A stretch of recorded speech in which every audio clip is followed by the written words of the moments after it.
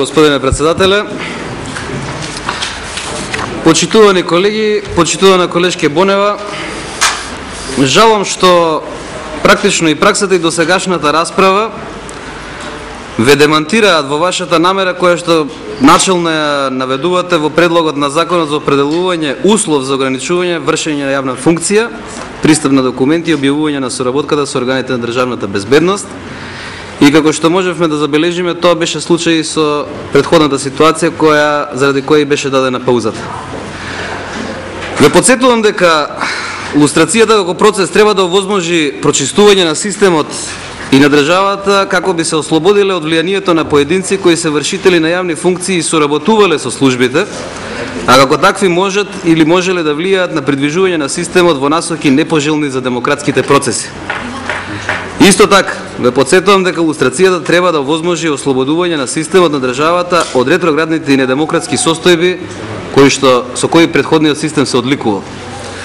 За жал, начинот на кој што вие го предлагате овој закон апсолутно оди само во матрицата и духот на тој претходен систем, наместо на целта која што треба да ја постигнеме со законот за лустрација. Затоа вашите тези во законот за кои што зборувавте апсолутно не ги прифаќам.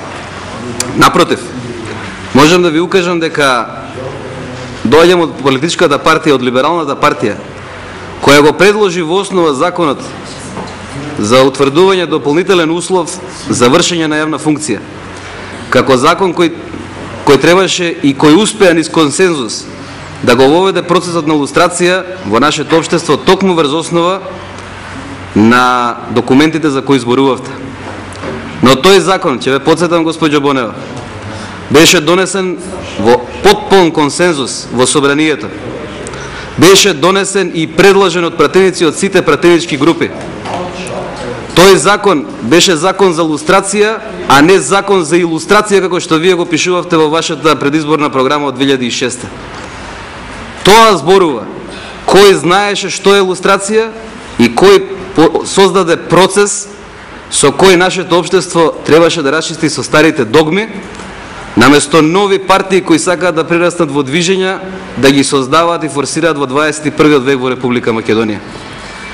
Бидејќи, госпоѓо Бонева, се повикувате на документот на фондот на Маршаловиот фонд од Германија, ајде сега прочитајте до крај реченицата од првата точка, која вели дека законот за лустрација треба да го опфати периодот до донесување на закон за слободен пристап до информации или до денот на донесувањето. Читајте до крај, затоа што тука има луѓе кои ги читале документите без вие да ги фабрикувате.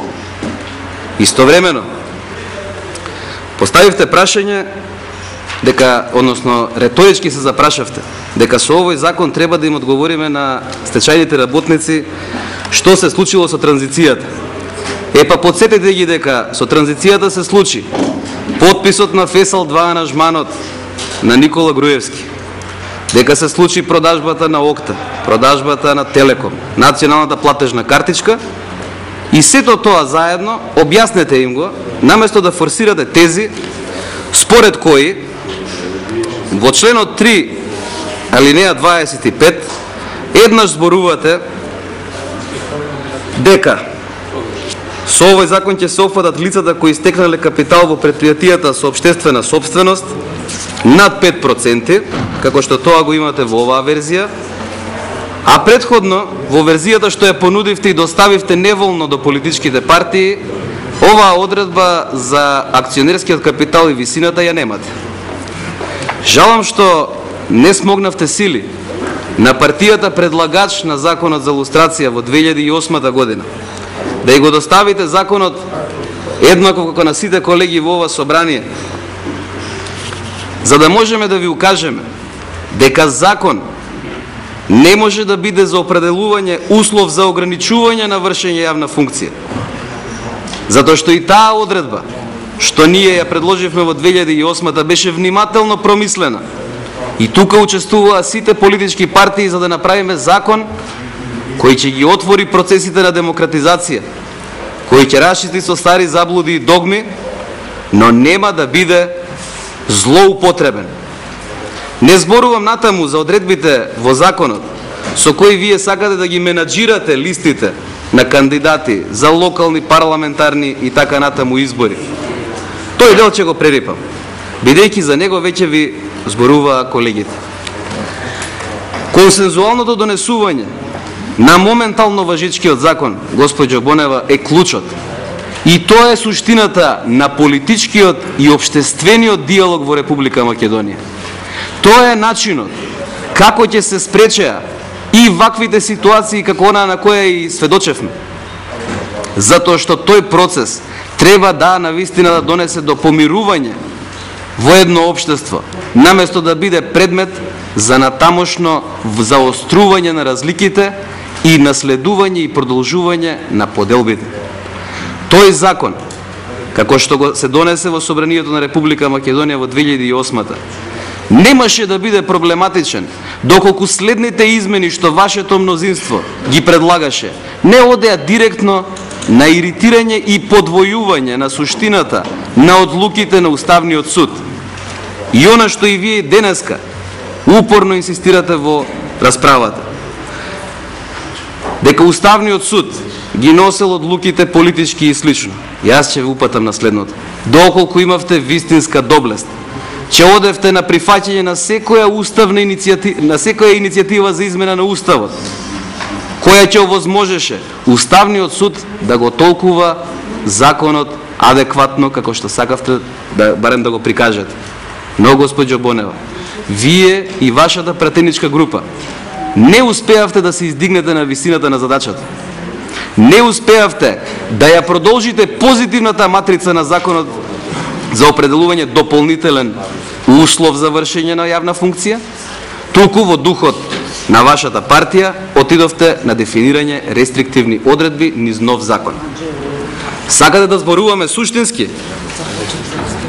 Кога во текстот на законот ќе предложите дефиниција што е тоа соработник и кога прецизно ќе го утврдите дефинирањето на терминот соработник, тогаш можеме да зборуваме за суштинска измена што сте сакале да ја направите. Вака, ќе извините, но ниту зборувате за опфатот на соработничкото досие, ниту зборувате за регистрацијата во службата како соработник на потенцијалниот кодош. Со тоа, не зборувате за суштината која ви падна многу процеси или воопшто не можете да ги процесурате во управниот суд, во која ќе се докажува оној облигационен однос меѓу органот, тоа е службата и соработникот. Затоа, госпоđо Бонева, сметам дека вие не создавате тука закон и не поднесувате закон за лустрација, туку закон за поганење на лустрацијата. Ако ви е тоа целта, очигледно успевате. Но, ве подсетувам дека имате многу поголема одговорност од тоа само сувопарно, па макар и 40 минути го образлагале законот што ни го поделивте. Ве подсетувам дека кршењето на човековите права и слободи, било да е тоа од идеолошко-политички или од други причини, е кривично дело. Вие тоа не успевате да го наметнете во судовите за кои тврдите дека ги реформирате. Кршењето на човековите права и слободи исто така е дело што не застарува.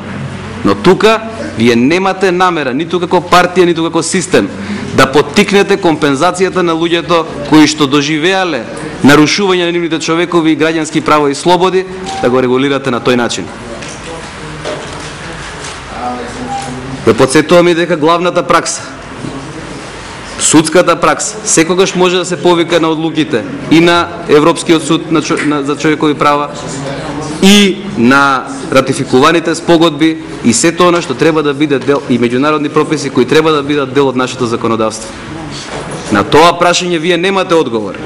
Напротив, имате внатре партиски консензус дека мора да го разбиете политичкиот консензус во Република Македонија за постоење на процесот на лустрација.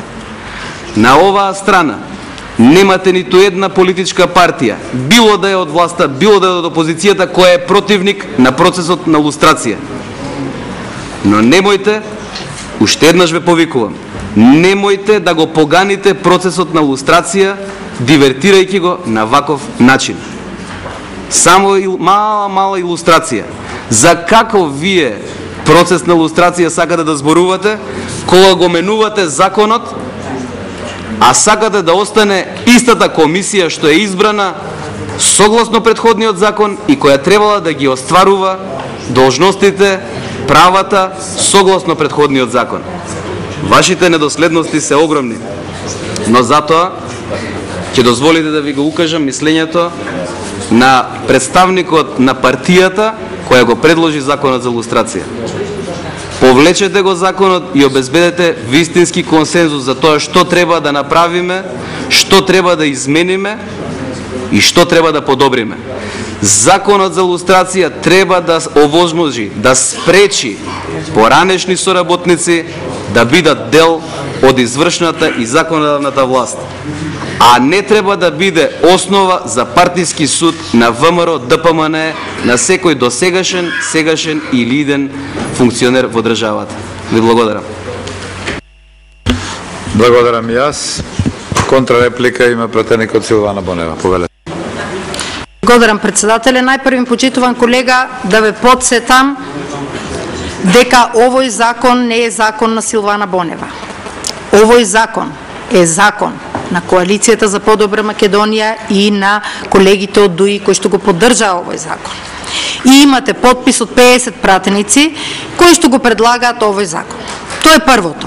Второто, господин Иван Величковски.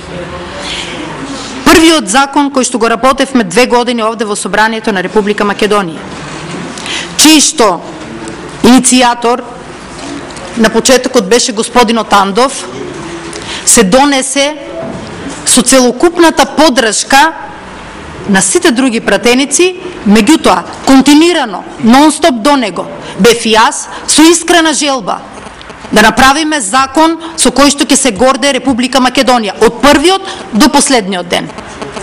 И може да кажам дека се чувствувам буквално како дел од претходниот закон, бидејќи нема одредба, нема дел за кој што заеднички не војувавме. И мислев дека е искрена заложбата. И тогаш кога тргнавме да ги браниме одредбите пред Уставниот суд. Се до моментот додека немавме дебата веднаш после искажаниот сомнеш од страна на Уставниот суд за уставност на законот, кога представник на Социјалдемократскиот сојуз, господинот Фрчковски, наредниот ден, уште ние не сме го одбраниле законот пред Уставниот суд, тој рече на дебата на Алса телевизија заедно со мене: нормално да падне еден ваков закон со срцева мана. Значи, некој знаел однапред дека законот ќе падне и се глумело дека сакаме ние единство, декларативно, консензус правење, меѓутоа сме работеле против законот. Тоа е едното прашање. Второто прашање: дали може на сила некого да го натерате на консензус? Ете што можеше да направам јас и сите колеги кои што го предлагаме законот, освен тоа што чекавме повеќе од 3 недели забелешки од сите колеги, ве повикувавме да дадете забелешки, да видиме што е тоа што не е добро. Да ни дадете идеја како да ги премостиме одредени работи. Како да направиме законска одредба која што ќе биде применлива и која што никој нема да ја чувствува дека е политички реваншизам, политичка битка. Ние тоа што умеевме да го напишеме е резултат и поттикнати и охрабрени од резолуциите на Парламентарното собрание на Совет на Европа, на Европскиот парламент, и поттикнати исто така од искуствата кои што ги проучувавме во земјите кои што ви ги наведов. Не сакам да се повтарам. Видовме дека сме на вистинскиот пат. Кажете што е тоа што треба да го промениме заеднички во законот и ќе изградиме консензус. Тогаш секој од нас кажуваше што треба во законот да биде подобрено, на друг начин кажано, а не како сега амблок, бегање и фрлање само политички квалификации и ништо друго. На тој начин не се постигнува политички консензус. 3 недели само политички памфлети, никаков друг одговор, единствено од една политичка партија добивме конкретни забелешки. и од друга јавна изјава дека ќе го поддржат процесот и ќе видиме какви забелешки ќе дадат. Меѓутоа сите вие кои што се залагавте за лустрација, кои што бевме дел од тој процес и божем бевме заеднички во тој процес, сега одедна се тргате настрана и непријателот е на другата страна. Ние сме тие кои што ќе ги гониме политичките конкуренти со еден ваков закон на кој што не упатуват европските резолуции. Мислам дека воопшто нема логика тоа што го зборувате. Документот на кој што се повикавте, кој што произлезе како резултат на проектот на германскиот Маршалов фонд, почитуван колега, ќе ви го прочитам точно онака, јас ништо не лажам, читам од документи. Документот јасно кажува во точка Б, примената треба да го вклучува не само периодот до 90-та година, туку и периодот до донесување закон за слободен пристап до јавните информации. Толку. Од каде најдовте другата додавка? Значи, оригинал документот овде е пред мене. Почитуван колега, мислам дека ако сакаме со консензус да носиме закон, јас ве повикувам, ние сме расположени за тоа. Ве повикувам да ги кажете забелешките, да седнеме заедно како што правевме со ноќи, со денови, да работиме на секоја точка запирка од законот. Тоа го баравме од вас. Идентичен принцип на работа како што имавме претходниот пат, не амблок одбивање на законот, не лепење етикети. Стигнавме дотаму веќе да се јавуваат луѓе во јавноста, дури и новинари, кои што велат дека со овој закон го рушиме безбедносниот систем на земјата, дека заради тоа луѓето се плашат да кренат слушалка во полицијата, да се открие немилиот настан, значи до таму се злоупотребува законот, само и само да се исплашат граѓаните на Република Македонија од законот за лустрација, правејќи штета на сопствената земја, изедначувајќи ги со работниците на полицијата, кои што соработуваат, имат граѓанска обврска, да и помогнат на полицијата да откријат криминалци, убијци, оние кои што го загрозуват јавниот ред и мир и безбедноста и здравјето на граѓаните, да ги изедначуваат со соработници кои што кодошеле од идеолошко-политички причини и ги уништувале животите на другите. До таму стигнавме. Јас не сакам таквата атмосфера денес овде да се пренесе. Дај да разговараме аргументирано за секоја точка и запирка од законот, како да ја промениме. Од вас нема ни еден предлог, па не слушнавме ништо освен политички квалификации.